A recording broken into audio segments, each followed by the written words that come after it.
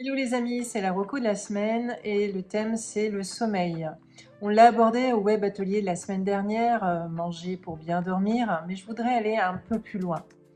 Alors le sommeil, globalement tout le monde sait que peut-être c'est important de faire attention à sa durée, et c'est vrai, mais je vais le repréciser. On pense tous que l'heure de coucher est très importante, c'est vrai et c'est pas vrai. Et également, on se pose la question de savoir comment avoir un sommeil profond pour bien récupérer. Alors, je voudrais partager avec vous certaines notions que j'ai comprises de par mon expérience, mais aussi avec mes dernières lectures et veilles autour du sommeil, notamment sur des études scientifiques qui ont été faites dans l'Institut du sommeil. Alors effectivement, la durée du sommeil, entre 7 et 9 heures pour un adulte, c'est très important. Après, d'une personne à une autre, eh bien, ça va varier. Par contre, ce qu'il faut savoir, c'est que effectivement, quand on est en dessous de 7 heures pour un adulte, là ça pique et ça devient compliqué. Donc ceux qui ont des durées de sommeil en dessous de 7 heures, faites attention parce qu'au cumul de sommeil de 6 heures sur plusieurs nuits, eh bien vous pouvez vous retrouver avec au final l'équivalent d'une nuit blanche en termes d'impact physique et psychologique. Alors après, il y a un autre sujet qui est très important à mon sens et qui est vraiment l'idée clé qu'il faut retenir pour nous tous.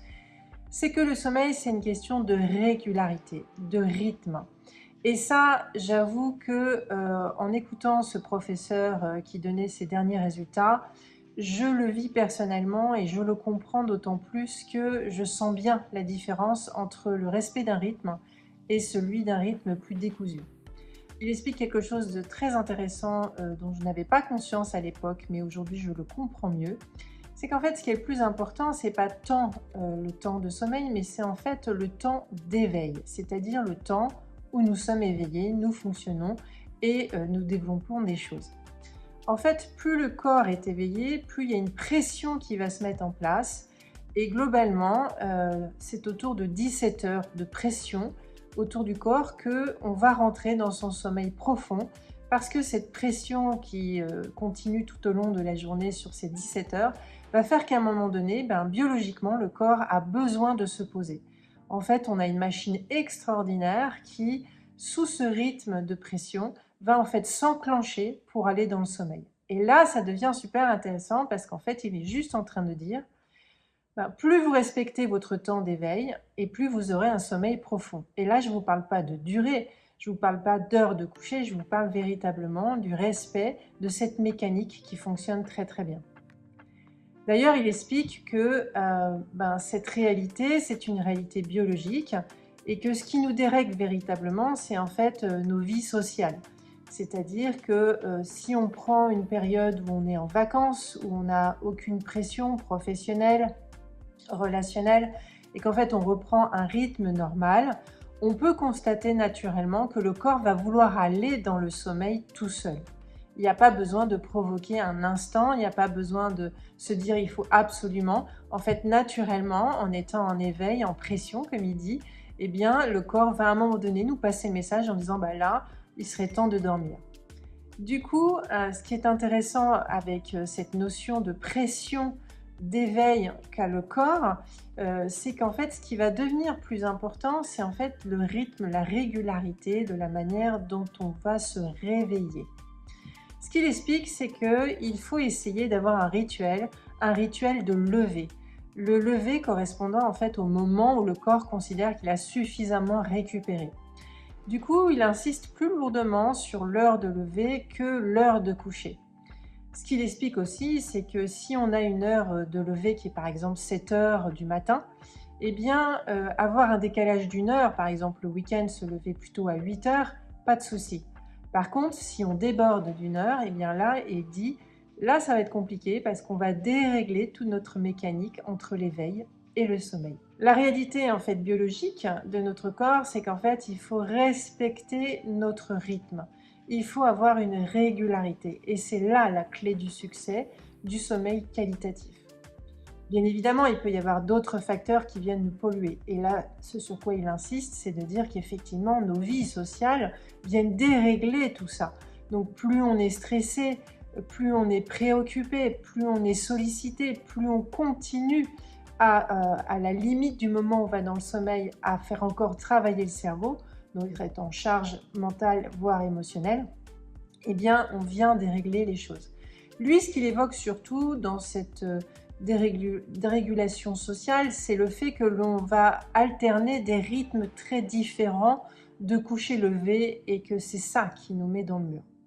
Et ça, j'avoue que personnellement, je le ressens aussi. C'est-à-dire que je ne sais pas vous, comment vous l'avez déjà vécu, mais j'ai souvent remarqué effectivement que euh, parfois le rythme que l'on peut avoir qui fait que ben, on va décaler ces horaires-là, fait que eh bien, derrière, je récupère pas aussi bien. Et j'avoue que l'histoire du lever, c'est-à-dire au-delà d'une heure décalée par rapport à mon heure normale, très souvent, je me trouve un peu brouillon, un peu chiffon, pas super en forme. Et j'avoue que si je devais mettre mon niveau d'énergie, en tout cas physique, eh bien, je pense que je serais plutôt à 5-6. Et encore 6, je suis généreuse. Alors, je pense que sur le sommeil, nous avons une réflexion à mener et peut-être voir les choses. Mais quelque chose qu'on doit retenir, et au final, c'est comme avec l'alimentation, tout est une question de rituel, de rythme, de régularité. Tout ce que l'on va faire dans la fréquence va être bénéfique. Et en final, le mode de vie en pic est très négatif. Donc, c'est quelque chose que je vous invite à méditer. Moi, en tout cas, j'y réfléchis au quotidien et j'avoue que plus j'avance dans le temps et plus je suis préoccupée de ça. D'autant plus que, en côtoyant les animaux, euh, mon chat, le cheval, eh bien, on se rend bien compte que ce rituel est important pour eux et que leur énervement ou leur fatigue va se faire ressentir si on ne respecte pas leur rituel, leur régularité, leur fréquence. J'avoue qu'il y a encore plein d'autres choses à comprendre du sommeil, mais je pense que vous devez retenir quelque chose, c'est véritablement cette idée du lever. Cette heure du lever, je pense qu'il y a une clé derrière ça. Évidemment, comme je l'ai évoqué au web atelier, ce qu'on va manger la veille et surtout le nombre d'heures avant le sommeil, c'est-à-dire le fait de manger 2-3 heures avant, va aussi nous aider à avoir un meilleur sommeil. Je dois préciser aussi que ce qui est important quand on va rentrer dans le sommeil, c'est d'être dans un lieu complètement isolé de la lumière, du bruit, mais aussi c'est un lieu qui doit être totalement consacré au sommeil, c'est-à-dire que ça doit être une pièce qui n'a que de seul objectif de nous permettre de dormir. Et dans notre vie sociale, peut-être que nous confondons parfois notre lieu de sommeil, c'est-à-dire notre chambre, mais aussi un lieu de travail. Et par exemple, pour ceux qui ont peut-être pris l'habitude de travailler dans leur chambre avant de se coucher, que ce soit à un bureau ou dans leur lit, eh bien, cela va forcément détériorer la qualité de votre sommeil. Au-delà même des lumières bleues, des écrans, ce qui est le plus important, c'est effectivement d'être dans une atmosphère où on stoppe complètement toute sollicitation de notre corps et de notre cerveau et de notre cœur. Au moment où la pression du corps dit là, il est temps de dormir, eh bien, il faut tout stopper et dormir. Et là, on rentre dans son sommeil profond. On en reparle bientôt. À la prochaine. Soyez le Jedi de votre santé et soyez en forme. Bye bye.